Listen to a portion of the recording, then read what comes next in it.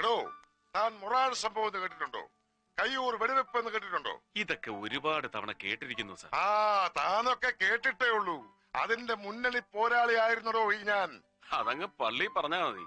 ആ പരിസരത്തെങ്ങും ഇദ്ദേഹം ഉണ്ടായിരുന്നില്ല. എമ്പോക്ക് തന്നെ പറയുന്നു. എടോ, താനൊരു വിപ്ലവകാരിയുടെ ഇന്റഗ്രിറ്റിയാണ് ചോദ്യം ചെയ്യുന്നത്. ഇതൊക്കെ ഞാൻ പറയുന്നതല്ല, സാറിന്റെ തന്നെ പാർട്ടിയിലെ വല്യമാൻ പറയുന്നതാ. അനക്കറിയാടോ ആ വല്യമാനെ. പോളിറ്റല്ലേ പോളിറ്റ്. പറ്റിയ അവസരം വരട്ടെ, ഓന്റെ ബ്യൂറോ ഞാൻ വെട്ടി നിർത്തും. അതൊക്കെ ഞങ്ങൾ തമ്മിൽ തീർത്തോളാം. നമ്മളിപ്പോ എവിടെയാ പറഞ്ഞു നിർത്തിയത്? അല്ല, നമ്മളൊന്നും പറയുന്നില്ല, എല്ലാം സാറ് തന്നെയാണ് പറയുന്നത്. അതെ, ഞാൻ പറയേണ്ട കാര്യം ഞാനല്ലാതെ പിന്നെ താൻ പറഞ്ഞാൽ ശരിയാകൂ. അത് കൊള്ളാം. താൻ ഇന്നലെ എന്ത് പോക്കരത്തിനാണ് ആ കോടതി കിടന്ന് കാണിച്ചത്? വിപ്ലവം കൊടിമൂത്തുന്ന കാലത്ത് പോലും കോടതി കയറിയാൽ ഞങ്ങളൊക്കെ പരമാവധി 2 മുദ്രാവാക്യം വിളിക്കും. അതും ആരും കേൾക്കാതെ. ഇതാണോ നിരപരാധിനെ പിടിച്ച് അപരാധിയാക്കിയതും പോരാ, യഥാർത്ഥ അപരാധിനെ ഇയാൾ തൂക്കിയെടുത്തോണ്ട് വന്ന് കൂട്ടു നിർത്തിയപ്പോ ജഡ്ജിയുടെ മുമ്പ് വെച്ച് തന്നെ അവനിട്ട് വെച്ച് കീറിക്കൊടുക്കുക എന്നൊക്കെ പറഞ്ഞ് ഇവിടെ നോക്കണു. തല പോലെ കാര്യങ്ങൾ പറയുമ്പോ അയൽവക്കത്തെ തെങ്ങുമേലുള്ള തേങ്ങ നിന്റെ മറ്റേ പരിപാടി ഉണ്ടല്ലോ, അതിവിടെ വേണ്ട. അവിടം കൊണ്ട് നിർത്തിയോ? കോടതി മുറ്റത്തോട്ടിറങ്ങി നേരത്തെ അടിയല്ലായിരുന്നു? ഒരുമാതിരി പൂരപ്പറമ്പില് ആന വരണ്ട പോലെ. അവൻ പയ്യൻ, പ്രായക്കുറവ്, അതിന്റെ വിവരക്കേട്.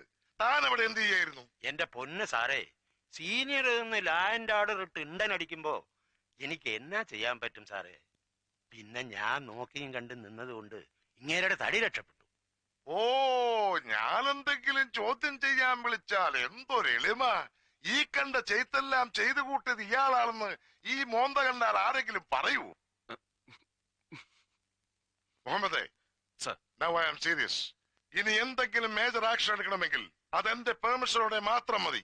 എങ്കിൽ ഒരു ഇമ്മീഡിയറ്റ് ആക്ഷനുള്ള പെർമിഷൻ അങ്ങ് എനിക്ക് ഇപ്പൊ തരണം. എന്താണ് ഇഷ്യൂ? ചതി. ചതിക്കുത്തരം മുറിപ്പത്തല്. അതിന് പെർമിഷൻ വേണ്ട, ഓൺ ദ സ്പോട്ട് കൊടുത്തോൺ. Thank you sir.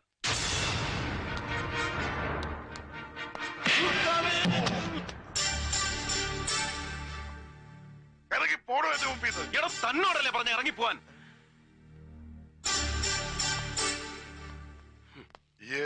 എംഎക്ക് സൈക്കോളജിയാ പഠിച്ചേ? അല്ല, എക്കണോമിക്സ്. പിന്നെ എന്റെ മനസ്സിൽ ഇപ്പൊ അനക്ക് എങ്ങനെ മനസ്സിലായി? ഈ ഇപ്പൊ വീക്ക് വിട്ട നസ്രാണി പോത്തനല്ലേ ജോൺ വർഗീസ്, നമ്മുടെ DYMന്റെ പിള്ളേരെ വിട്ടിട്ട് ഓലിട്ട് 2 പിഴക്കണമെന്ന് ഞാനും കുറെ നാളായി വിചാരിക്കണു. ഇനിയിപ്പൊ അത് വേണ്ടല്ലോ. എന്താണ് സാർ കാര്യം? ക്രിസ്തുമസിന് പോലും പള്ളിയിൽ പോകാത്ത തെണ്ടി മലയാള മാസം 1-ാം തീയതി ആകുമ്പോ ഗുരുവായൂർ കിടന്ന് തിരിഞ്ഞു കളിക്കുന്നത് കാണാം. ഭരണം മാറിയൊന്നും അറിഞ്ഞിട്ടില്ല അവൻ. ഇപ്പോഴും മറ്റവന്റെ ആളാ. ഇവിടെ നടക്കുന്നത് അവിടെ ചെന്ന് പറയും, അവിടെ നടക്കുന്നത് ഇവിടെ വന്ന് പറയും. എല്ലാം കൂടെ ചേർത്ത് പോളിറ്റിക്സ് എന്ന് അങ്ങോട്ട് വ്യൂറും. ഏത് ഷെട്ടി ചാടിപ്പോയി, അനക്കറിയാം. ഓൻ ചതിച്ചതാ ജോൺ. സാരയിലിടൂ, ഷെട്ടിക്ക് താനത്തെ ചൂണ്ടയ്ക്കും കൊളുത്തിനും ബലം പോരാ. എന്താ അടുത്ത സ്റ്റെപ്പ്? വെറും ഒരു റഹീം ഹാജി കൊലക്കേസിൽ ഒതുങ്ങുന്നതല്ല ഷെട്ടിയുടെ ഒരു ക്രിമിനൽ ഹിസ്റ്ററി. അവനെക്കുറിച്ച് കേട്ട അതിശയോക്തികളെല്ലാം ഒരുപാട് ആംപ്ലിഫൈഡ് ആണെന്ന് ആദ്യം എനിക്കും തോന്നിയിരുന്നു. No, too long, too high and very deep. ഇത്ര വലിയൊരു ആന്റി സോഷ്യൽ ആറ്റിറ്റ്യൂഡ് അവൻ മെയിൻറ്റെയിൻ ചെയ്യുന്നതിന്റെ മോട്ടിവേഷനാണ് പിടികിട്ടാത്തത്. സർ, വെറും ഒരു പൊളിറ്റിക്കൽ അപ്പോയിന്റ്മെന്റ് ആണ് എന്റെ ഈ സൂപ്രണ്ട് ഉദ്യോഗം എന്നറിയാം. അത് ഡിമാൻഡ് ചെയ്യാത്ത ഡെപ്തിലേക്ക് ഞാനൊന്ന് ഇറങ്ങിക്കോട്ടെ, അറ്റ്ലീസ്റ്റ് ഇൻ ഷട്ടീസ് കേസ്. ഇടയ്ക്കൊരു അല്പം നാറ്റം അടിച്ചാലും ഒരു പോലീസ് സൂപ്രണ്ടിന്റെ പരിധിക്ക് പുറത്തു നിന്ന് കളിക്കാനും അങ്ങനെ അനുവദിക്കണം, അത്യാവശ്യ ഘട്ടത്തിൽ. അതായത് നിന്നെ അഴിച്ചുവിടണം. പിന്നെ നീ ഒപ്പിച്ചു കൂട്ടുന്ന പുലിവാലുകൾക്കൊക്കെ ന്യായം പറഞ്ഞ് നാട്ടുകാരുടെ മുമ്പിൽ ഞാനൊരു തിരുമണ്ടനാവണം. നാടിന്റെ തന്നെക്കല്ലേ ആവാം. സഖാക്കളൊക്കെ സഹായിച്ച് എനിക്കിപ്പോ അങ്ങനെ ഒരു ഇമേജ് ഉണ്ട്. കോമാളി ഇല്ല സർ, കോമാളി അല്ലാത്ത ഒരാളെ ഇവിടെയുള്ളൂ. That's U. അങ്ങ് മാത്രം. സലാം.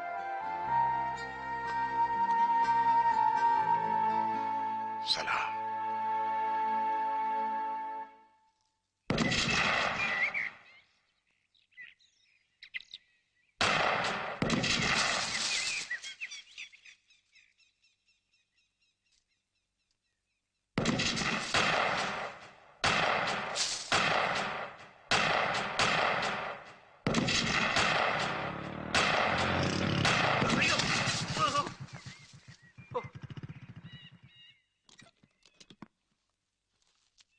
സാറേ കാഞ്ചിന്ന് കൈയെടുക്കണേ.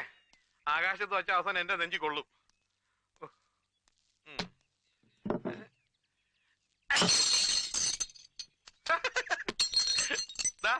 ഇത്രേ ഉള്ളൂ കാര്യം. ഒരു കാലിക്കുപ്പി പോലും പൊട്ടിക്കാൻ അറിയാത്ത ഒരു പോലീസ് സൂപ്രണ്ടും പട്ടച്ചാരായം പൊട്ടിച്ച് നടക്കുന്ന ഒരു ഷാർപ്പ് ഷൂട്ടറും. അല്ല, ഇയാൾ ആരുവാ? ജസ്പാൽ റാണയുടെ മച്ചമ്പിയ. രണ്ടു കണ്ണും തുറന്നു പിടിച്ചാൽ തന്നെ ആടേതാ പൂട ഏതാണെന്ന് തിരിച്ചറിയാൻ മേലാത്ത ഇങ്ങേരാ ഇനി ഒറ്റ കണ്ണു വെച്ച് ഉന്നം പിടിക്കുന്നത്. ഈ ഷെട്ടി ചാടിപ്പോയ ചമ്മലിൽ ടെൻഷൻ അടിച്ചിരിക്കുന്ന നിങ്ങൾ ഇനി തോക്കല്ല ബീരം കൊണ്ട് വെടിവെച്ചാലും കുപ്പി പൊട്ടാൻ പോണില്ല. എന്റെ പണിക്കർ സാറേ, ഉണ്ട സർക്കാരിന്റെ ആണെങ്കിലും നമ്മുടേതാണെങ്കിലും വേസ്റ്റ് ചെയ്യരുത്. കോസ്റ്റ്ലിയാ. സാറ് ദൈവത്തെ ഓർത്ത് ഈ വെടി ഒന്ന് നിർത്ത്. താൻ നിർത്ത്. തന്നെ ഏൽപ്പിച്ച കാര്യം എന്തായി? ആ ചക്രവാണിയെയും അയാളുടെ ബാക്ക്ഗ്രൗണ്ട്സിനെ കുറിച്ചുള്ള ഫുൾ ഡീറ്റെയിൽസ് ഈ ഫയലിലുണ്ട്. എന്താടോ ഇത്? ഒരു രക്ഷയില്ല സാർ.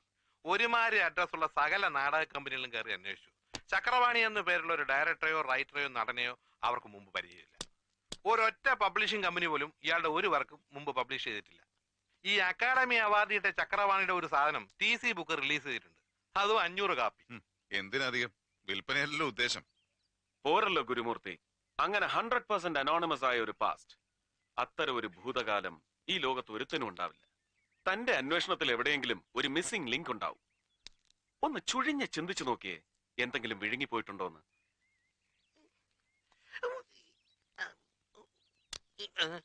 എടോ, വിഴുങ്ങിയത് പുറത്തെടുക്കാൻ താൻ ഇനി അപ്പിയുടെ ഓക്കാനിക്കൊന്നും വേണ്ട. ഒന്ന് ആലോചിച്ച് നോക്കാനേ പറഞ്ഞോളൂ. കായംകുളത്തെ ഒരു ട്രൂപ്പിലെ കിളവൻ മാനേജർ പറഞ്ഞു, അന്നത്തെ അവരുടെ സൂപ്പർ സ്റ്റാർ ആയിരുന്ന മഞ്ചേരി മാധവിന്റെ ഒരു നടിയുണ്ട്. അവളെ ചക്രവാണി എന്നൊരു കർത്തം വലിക്കാരെ അടിച്ചോണ്ട് പോയി. ആ ചക്രവാണി തന്നെയാണ് ഈ അവാർഡുകാരൻ ചക്രവാണി എന്നാ കിളവൻ പറയുന്നത്. അസൂയ. അസൂയാണെന്ന് എന്താ ഇത്ര ഉറപ്പ്? ഞാൻ അന്വേഷിച്ചു. മഞ്ചേരി മാധവിന്റെ നടി ഇപ്പോഴും ഉണ്ട്. ചത്തിട്ടില്ല, ജീവിച്ചിരിപ്പുണ്ട്. പക്ഷെ പ്രേമിച്ചതും ഒളിച്ചോടിയതൊന്നും നമ്മുടെ ചക്രവാണിയുടെ കൂടെ അല്ല, ഒരു പാവം വെളിച്ചപ്പാടിന്റെ കൂടെ, അയ്യപ്പൻ. താൻ ഈ മാധവിയെ നേരിൽ കണ്ടോ? ഇത്രയും ഡീറ്റെയിൽസ് കിട്ടിയ സ്ഥിതിക്ക് അതിന്റെ ആവശ്യമില്ലല്ലോ. ആവശ്യമുണ്ട്. മാധവിൻ തന്നെയായിരുന്നു പേര്. അത് പണ്ട്. ഇപ്പൊ ഞാൻ മറിയാണ്. ഒരു വെളിച്ചപ്പാടിന്റെ ഭാര്യയായിരുന്ന നിങ്ങളുടെ ഈ മതം മാറ്റം നിങ്ങളുടെ ഭർത്താവിന്റെ സമുദായത്തിന് എങ്ങനെ അംഗീകരിക്കാൻ കഴിയും? ഒരുത്തന്റെ അംഗീകാരം എനിക്ക് വേണ്ട സാറേ. ഈ കത്തനാരച്ചന്മാരും കൊള്ളാം, കന്യാസ്ത്രീ മഠവും കൊള്ളാം. ഒരു ദേവീക്ഷേത്രത്തിലെ വെളിച്ചപ്പാട് അസുഖം വന്ന് വീണൂന്ന് കേട്ടപ്പോഴേ അവന്മാര് ചാടി വീണു. അയാളുടെ ഭാര്യയെ തന്നെ തൂക്കിയെടുത്തോണ്ട് പോയി മതവും മാറ്റി പേരും മാറ്റി കഴുതയിൽ ഒരു കുരിശു ഇട്ടു വന്നു. കണക്ക് നോക്കുമ്പോ പിടികിട്ടിയ കുഞ്ഞാടുകളുടെ ലിസ്റ്റില് ഒരു വെളിച്ചപ്പാടിന്റെ ഭാര്യയെ കണ്ട കാശ് മുടക്കി ഇറ്റലിയിലെ സായിപ്പന്മാർക്ക് സന്തോഷാവൂല്ലേ? ചെമ്പകക്കാവിലെ വെളിച്ചപ്പാട് ഉറഞ്ഞുതുള്ളി തല പൊളിഞ്ഞു ബോധം കെട്ട് വീണുന്ന് സാറന്മാര് വായിച്ചു കാണൂല്ലേ പത്രത്തില്. ദേ തോന്നി അയാളുടെ കുടുംബത്തിന് ഒരു 500 രൂപ അയച്ചു തരാഞ്ഞത് എന്താരും. ഒരുത്തരും ഒന്നും തന്നില്ല. വെളിച്ചപ്പാട് വെളിച്ചപ്പെട്ടില്ലെങ്കിലും സാരമില്ല. അന്തിമയക്കത്തിന് മാധവി ചേച്ചി ഒന്ന് വെളിപ്പെട്ടാൽ നിത്യചെലവിന് മുട്ടുവരില്ലെന്ന് അവിടെയുള്ള ചില വലിയ മുഴുത്തോമാര് വിളിച്ചു പറഞ്ഞു. കെട്ടിയവനെയും കുട്ടികളെയും പോറ്റാൻ ഞാനെന്താ അത് ചെയ്യണമായിരുന്നോ? പള്ളിക്കാര് കഴിഞ്ഞില്ലായിരുന്നുവെങ്കിൽ ഞാൻ ചിലപ്പോ അതും ചെയ്തു പോയേനെ. അമ്പലമെങ്കിൽ അമ്പലം, അന്തോനിസ പുണ്യാളനെങ്കിൽ അന്തോനിസ പുണ്യാളൻ, അല്ലാഹുവെങ്കിൽ അല്ലാഹു. അത്താഴത്തിനുള്ള അരി ആരൊപ്പിച്ചു തരുന്നുവോ ഞാൻ അവരുടെ കൂടെയാ. എന്താ സാറേ, അത് പാടില്ലെന്നുണ്ടോ നിങ്ങളുടെ നിയമത്തിൽ? മതി മതി, ആ വിഷയം നമുക്ക് വിടാം. ഞങ്ങൾക്കറിയേണ്ടത് അവനെ കുറിച്ച് മാത്രമാണ്. നിങ്ങളുടെ ആദ്യ ഭർത്താവില്ലേ ചക്രപാണി, അവനെ തന്നെ. ഇവരോട് പറഞ്ഞതിൽ കൂടുതലായി ഒന്നും എനിക്കറിയില്ല.